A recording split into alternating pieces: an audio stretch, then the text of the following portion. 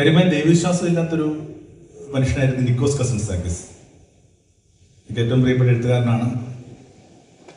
എന്നിട്ട് ഈ മനുഷ്യൻ, യാത്ര ഇഷ്ടപ്പെട്ടിരുന്ന മനുഷ്യൻ യാത്രികർക്ക് വേണ്ടി കൊടുക്കുന്നൊരു സൂചനയുണ്ട്. അയാൾ ഇങ്ങനെ പറയുന്നത് ഇങ്ങനെയാണ്: നിങ്ങൾക്ക് ഏത് നാട്ടിൽ ചെന്നാലും ധൈര്യമായിട്ട് ആ രാത്രി ഒരിടത്ത് പാർക്കണമെന്ന് ആഗ്രഹമുണ്ടെങ്കിൽ പോകാവുന്നൊരിടം ആ ദേശത്തെ പുരോഹിതന്റെ വീടാണ് പറയുന്നത്.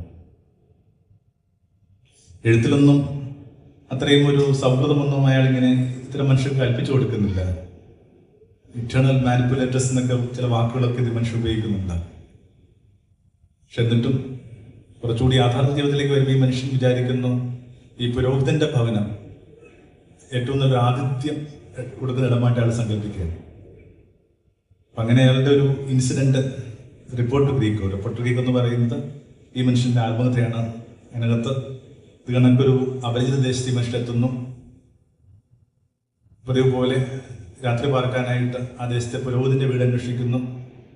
പാതിരാകുമ്പോൾ ഒരു വീട്ടുമുറ്റം നിൽപ്പുണ്ട്. പിന്നെ ബെല്ലടിക്കുന്നു. ഒരാൾ പുറത്തേക്ക് വരുന്നു.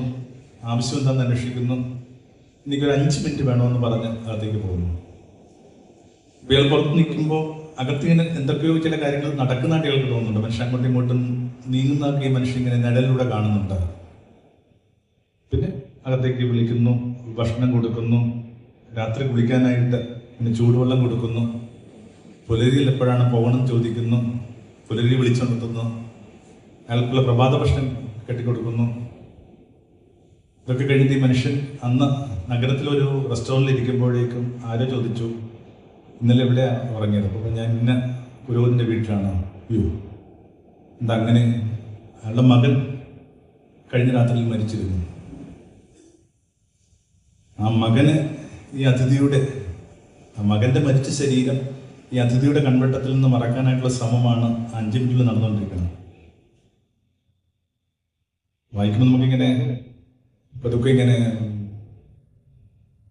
വല്ലാത്തൊരു ഭാരം തരുന്നൊരു ഭാഗമായിരുന്നു. അത് വളരെ പ്രധാനപ്പെട്ട അപരിചിതം എന്ന് പറഞ്ഞൊരു പദമാണ് നമ്മളിങ്ങനെ അന്തരീക്ഷത്തിൽ നിന്ന് എടുത്തു കളയേണ്ടത്.